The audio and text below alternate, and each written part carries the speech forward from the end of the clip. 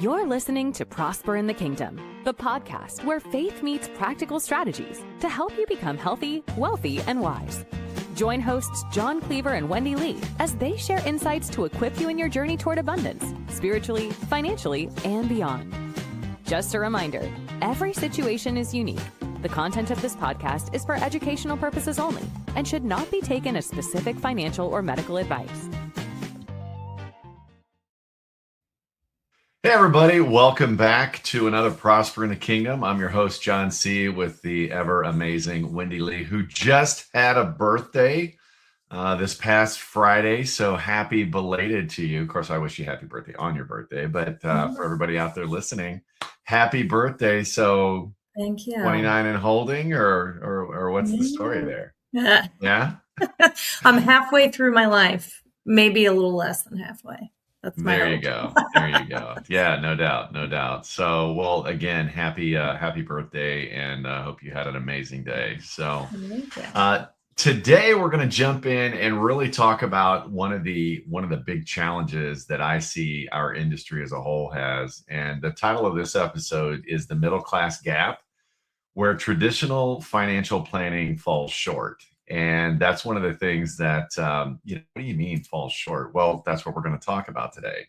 So if you look at, and Wendy and I have had conversations on this, but if you look at kind of your situation, where you're at financially at this point in your life, you've got to ask yourself, do you feel like you're on track? Or are you like most of us out there in middle America? You feel like I'm a little behind, or in reality, man, I'm like so far behind. I don't even know what number I'm trying to hit. Right. Mm-hmm. But, we go out there, and that's one of the challenges I have with the traditional industry out there, how they approach the marketplace. Right. Most of us in middle America, at least I did. I don't know if you can relate to this, Wendy, but, you feel like you're overlooked. You're kind of confused because you don't really know what you don't know. And there's so much noise out there. And really, you feel underserved in your financial journey, right? Mm-hmm. If that's you, you're not alone. Okay. We talk to a lot of our clients that find us, through the worldwide interweb, or through one of our podcasts, or, just through social media and stuff like that. And that's typically the conversation, how it starts. What's been your journey experience so far? And that's one of the things that most people in middle class, they find that they feel like they're stuck in this financial planning gap, if you will, that very few people are talking about. Mm-hmm. Right. Yeah. And the reality is they make too much money. Right. I mean, we talk to people, 6 figures, sometimes multiple 6 figures, that are still doing the paycheck to paycheck and have no idea what to do. Mm-hmm. And, as a result, they just sit there and kind of feel frustrated and just keep doing what they do, which is make the money and things like that. Yeah. And they're at a point, though, even though they're making good money, they haven't attained that level of attention, that whatever that magical number is, right, to receive the guidance and attention of, the traditional financial advisors out there. I guess what I'm trying to say is, they haven't hit that magical million, so nobody's willing to take the time to talk to them in the traditional marketplace. Yeah, I was talking the other day to a fellow baseball mom. We were at a baseball tournament in Atlanta, and I don't know how we got on. We started out talking about private school costs and why everyone in Chattanooga sends their kids to private school and all that. Anyway, but she's like, yeah, we're at this spot where it's like we make way too much money for government assistance, but not nearly enough money to give our kids the education we want and live comfortably without being stressed about the future, and it's like this, the middle class is honestly the most, I feel like, underserved, right? Because if you have no money, right, you get all this government assistance, healthcare is included, your groceries are covered, right? But then it's like you hit this mark, and most people are at, middle class at that mark where you make too much money for any of that, or for, like help on tuition and things like that. But you're not at the place where people, that are financial advisors, that are going to reach out and be like, let us help you. Right. I know, right? So it is, it's like this Yeah. Well, and I made this comment to you, I think it was today or yesterday, I was checking my mail and I got an information packet that I did not request from, and I'm not going to name the name of the company, but they do a lot of marketing on Facebook, things like that, but their ads always lead with, if you have $1 million or more, we'd love to talk to you. And I said, the fact they sent me something like, oh, wow, I guess I've arrived, right? But, or they're looking at the wrong account. But it's one of those things that's really how the traditional financial planning industry has been built, right? And I want to clear something up first.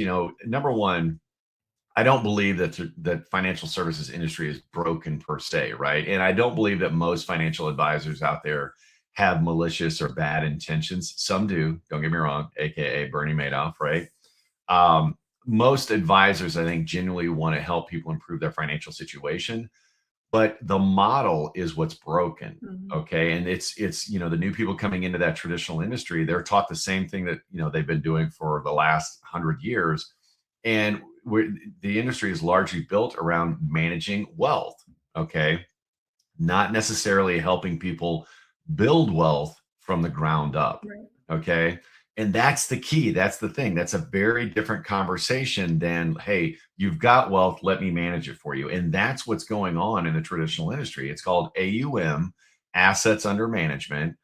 And there have been books that have been written on how to build a $1 million practice. And I'm not saying $1 million of assets under management. I'm talking where the advisor is making $1 million or more. And they all focus on the same thing of finding those high net worth clients and managing their assets and then charging a 1 to 4% to do that. Right. Mm-hmm. But managing that 7, 8, 9-figure portfolio, that requires a completely different approach than helping a family eliminate debt, improve cash flow, build that emergency fund, right? Protect their income and begin investing for the future. And that's what we teach at PITK. Now, don't get me wrong, we do the other side of the equation as well with that assets under management. But our mission, if you will, is to take people that, hey, I've got the desire, I've got the wherewithal, I'm sick and tired of being sick and tired, I'm ready to take action. That's where we come in. That second group, the middle class, they need the most guidance because they're trying to get to $1 million or more. And that's the big middle class gap. Yeah, it's so true. And that same company you were talking about that sent you the thing, I went in to fill out information online to get more info from, like one of their brochures. And their big question was, do you have at least $1 million, that you can invest? And I'm like, no. Oh, a little FOMO kicking in. Can I say yes so I can see what you're talking about? Which I did. But yeah, it's, my experience too is like when I was, first like really killing it in my small business and making 5 figures a month, I had a financial advisor come talk to me, but it wasn't like, let me help you get to the next level. It's like, let me help you manage what you got. It is a totally different vibe than what we do and how we help people. Well, yeah. And I think so many people in middle class don't realize, they think all financial advisors are the same. Right. Mm-hmm. And it's like, so they're scratching their head going, well, why isn't my advisor teaching me this, X, Y, or Z? Because that's not what they're designed to do. They're designed to have the wealth you already have. They're going to manage that for you. And most of it is what's called passive management, meaning they check on it once or twice a year and then they update you and that's kind of it. And then they adjust accordingly. And, where you look at that middle class gap we were just talking about, those are the people who need the education component the most and are often the least likely to receive it because of the fact that, you look at traditional advisors that say, hey, I've got 8 hours in a day that I'm working and I can either spend it with a person who's got $1 million or I can spend it with you who you've got, a few thousand that you're trying to get to the million. And that's probably not going to happen in the next 5-10 years. So that's really what it's like. Well, they're looking at it as a commission thing, I guess. But, the average middle class family out there, if you think about it, they're raising children, right? They're saving for retirement. Typically, the only vehicle they're doing it through is a 401k. They've got the mortgage, that they're trying to pay off. They've got debt. They're trying to manage those monthly payments. trying to figure out the tax codes and how it applies to them, and hoping their big box tax coach is going to help them out. And they're trying to protect their family. And that's where, all of this is going on, and they're trying to build wealth at the same time. And, these families are, most part, what I've seen is they're not really looking for sophisticated investment strategies, right? They're looking for clarity. I just want to understand and understand the concepts of how this all works. And it's not, oh, put it in the market. I'm talking, a deeper dive than that, but they want to understand how all those pieces fit together. And the key is, folks, that's why we do a holistic plan at Prosper in the Kingdom. And this isn't a pitch. This is just why we're different and how you should be looking at money, because all of these things interact. If you don't have enough money to put away, and I'm talking 10, 20% of your income, it's not that you don't make enough. Your priorities are out of whack. Right. And, well, John, I don't know. That's easy for you to say, right? You don't know my journey. I'm telling you, I've talked to hundreds, if not thousands of people. I see the same thing in middle class time and time again. And it's a matter of understanding how the money works and looking at, is this moving me closer? Is this purchase moving me closer, further away from my financial goal? It's that priority and discipline, right? Yeah. And what happens is all the noise that's going out there, and everybody tries to hop on, the next big thing, right? Is it crypto? Crypto's having a bloodbath right now, across the board. Is it real estate? Is it short-term rentals? Is it mobile homes? Is it X? Is it Y? Is it the lottery, right? Well, the reality is, could one of those things hit? Yeah. The chance of it hitting for you is I don't want to say remote, but, going into something without a structured plan and a timeline, all that's going to do is create confusion, frustration, uncertainty, and a lack of confidence in really what you're doing. And what happens is really you're crossing your fingers and hoping it all works out for you in the end. Yeah. And that's what, I have to say, like, met with several financial advisors before I met you. And I think, three. I remember three specifically. The one before the one I just mentioned, one just talked right over my head. I'm like, I have no idea what you're even talking about. And it was so complicated. And it came down to, well, just put this much away and we'll take care of it, Yeah.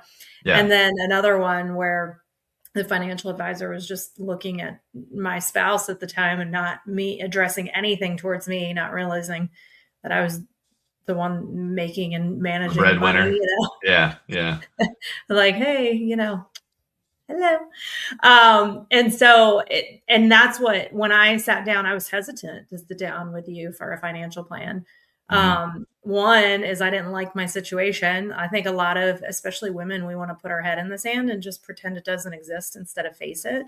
Yeah, but what I can say is this: when you have clarity and when you understand what your money can do, truly, like you said, understanding and learning the concepts, of what truly the wealthy. Okay. And I'm not, when I say wealthy, I mean Robert Kiyosaki wealthy, like strategically wealthy people that just make a lot of money and have someone handle it. They don't know anything. Okay. But somebody that's strategically wealthy, they're not just handing their money to somebody to just go put it in the market and handle it. Like they do things differently. They leverage tax codes that most people don't know about. And that's what you taught me in that experience. And at the end, even though I couldn't put away what I wanted to at that time, I could see here's if a plan over the next few years would get me here. So it empowered me to go, okay, now I know what financial decisions I need to make because there was a roadmap. And when you don't have that, you're just kind of shooting in the dark. Well, and that's it. And people, they get sold products, right? It's like, oh, you need a Roth, or, oh, you need this, or, oh, you need mutual funds, because that's what everybody does. One size fits all. Reality is most middle class, they don't have a product problem. Okay. And it's not something that, okay, well, if I buy this thing, it's going to take me to the next level. They have a clarity problem. Okay. And it goes back to what you were just talking about, that educational piece, understanding how money works. Should I pay off debt or invest? Right. How much of an emergency fund should I have? I've got a credit card. Do I even need an emergency fund? Okay. Am I saving enough for retirement? I'm putting in my 401k match. That's what a lot of people do. And then they stop there. How do taxes impact my wealth? Should I even be thinking about taxes? I'll worry about that down the road, right? What should my priorities be? And these are some of the questions that cannot be solved by a mutual fund, cannot be solved by an insurance policy or an annuity. Those are just tools, but you need to understand, what are you trying to accomplish? That's the big question. Once that objective is clear and you really sit down with somebody to coach you through all of these different aspects for your life, not the general public, right? For your specific goals, that's when all of a sudden you start, pulling out the tools out of the tool shed, so to speak, that meet your needs, right? To support your specific strategy. And there's a reason, going back to the biblical thing, right? Going back to the life instruction book. Proverbs tells us to get wisdom and get understanding. Most people don't need another opinion, right? They need understanding. And that's the big one. And this goes back to the big statement. We've said it once, we've said it 1,000 times. Nobody ever taught us how money works, right? Why are they not pounding this into us in school? And I'm not talking about some little personal finance class that some states do where they talk about, here's what a credit card does, here's what a mortgage does. No, how does all this apply to me, right? Yeah. Most of us learn how to earn. Most of us learn how to spend, okay? Most of us learn how to borrow. And we look at, can I afford the monthly payment? That's the big question. And that's the most, relevant question in most people in middle class, their financial plan. Can I afford the monthly payment? But very few of us really learn cash flow management, developing what we call the spending plan, right? Tax strategies. And it's not just for the wealthy, right? You, the listener right now, you need a tax strategy to keep more of your money. Risk management, is it putting money into a savings account? Well, that's going to protect me against risk. Yeah, but you're trashing your growth, right? Wealth accumulation, not just retirement, but wealth. And I'm talking generational wealth. It's in the life instruction manual, right? Plan to, prepare for your children's children, that legacy piece. Financial independence. What does that mean for you specifically? Mm-hmm. And then again, that legacy planning, you kind of taking it beyond just leaving some cash and some debts to your children, right? And what I'm not saying, this is not a character flaw, right? This is not, I'm not saying it's not your fault. Now, don't get me wrong. You've got to have the onus and accountability to solve it, not just, be that victim of, okay, well, I don't know it, so that's just how it is. No, not at all. But, it's really all about that educational gap, okay? And the problem isn't that the information is not available. It's literally everywhere.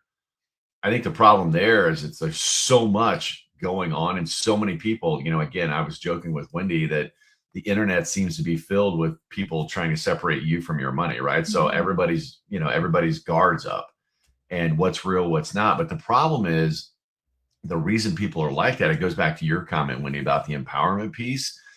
Most people have never been given that framework on how all the pieces work together. So it's like, I've got this job to do. So I go out to my financial tool shed and look in there and I see all these different tools, but I don't know how they all work together. Mm-hmm. Right. Yeah. And without that framework, that, even good advice can seem overwhelming at times. Yeah. Well, and it's analysis paralysis and everybody getting information from, we even deal with this with clients. They sit down and they learn from us and they're like, oh my gosh, this is amazing. And they see it. And then they go talk to their mom or dad or son or cousin Billy, who's like, and has some blanket opinion on, whatever strategy you discuss because they saw it on a TikTok. Yeah. Yeah. And people make decisions like that. Yep.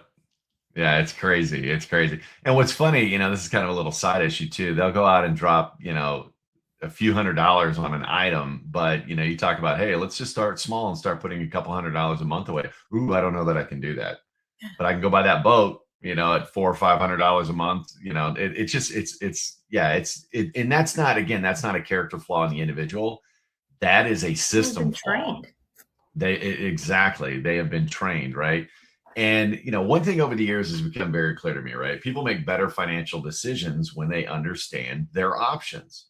And I don't mean I've got some options, that's key, right? But actually understand what's going on behind it. In simple layman's terms, you made a comment earlier about the financial advisor you spoke to that spoke way over your head. That's a strategy, right? That's a strategy. So what they're trying to do is impress their client with how much more I know about money than you. and I'm going to confuse you. And that does one of two things. These are in books, folks.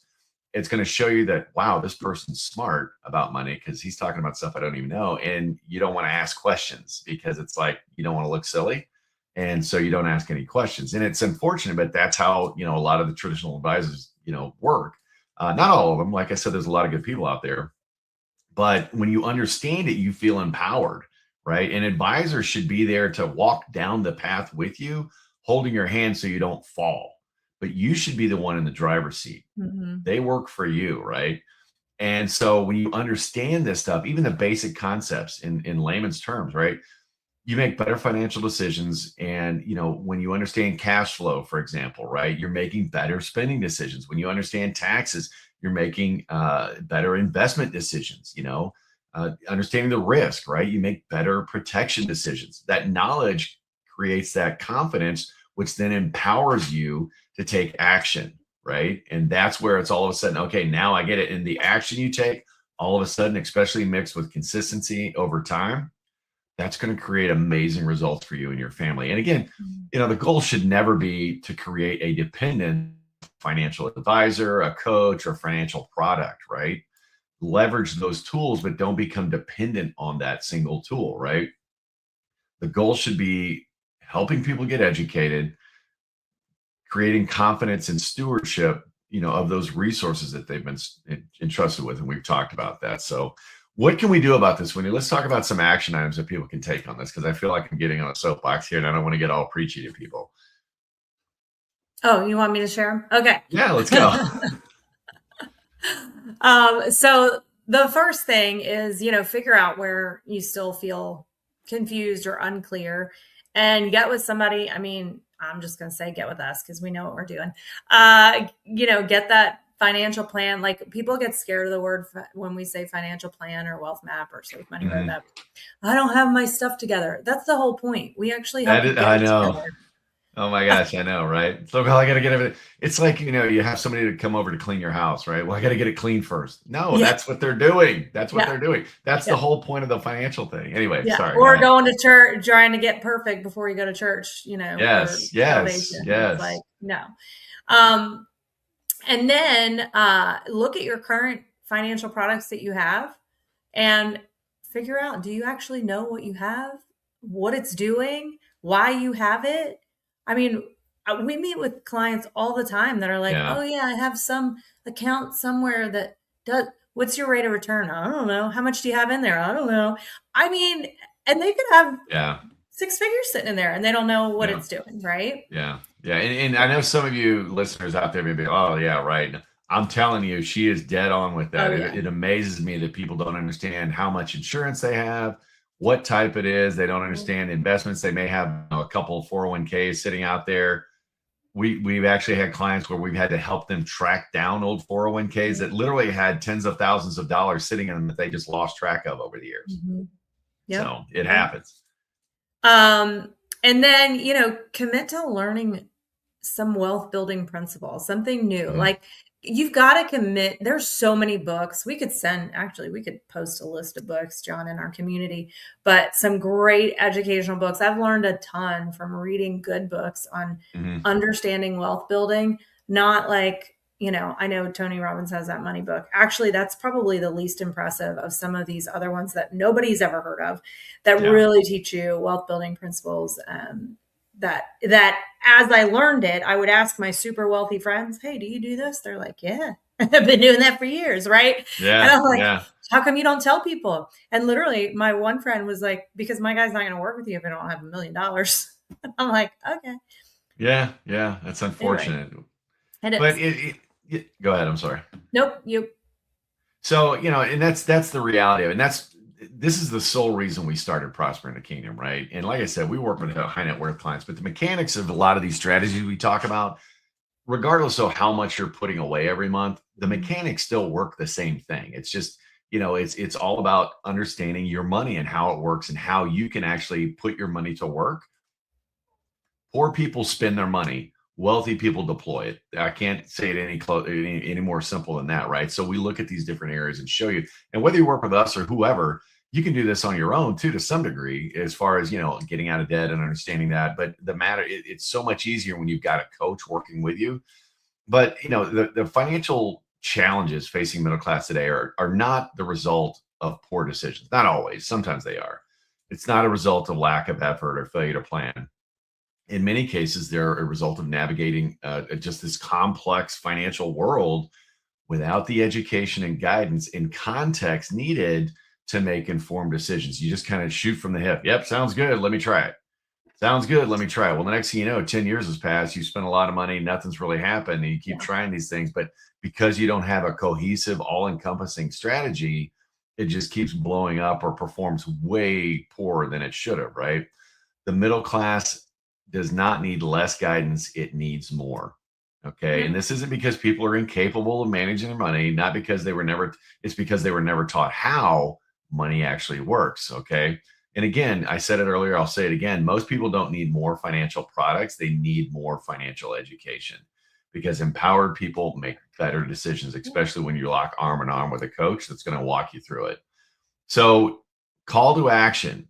If you need help and don't have anybody, we'd love to work with you. Or even if you do have somebody, but you're just feeling like you're not getting that educational component, we work with a lot of clients who still have other advisors as well. It's always two heads are better than one. And so we can give you a personalized roadmap. Go to safemoneyroadmap.com, schedule your complimentary planning session, do something with it or not. As a listener, just mention the show, and the plan's free. It's yours to keep. And, hopefully you like what you see and want us to help you. Also, do us a favor before we sign off. We've got the community. Wendy mentioned it earlier. We'll put a link in the show notes.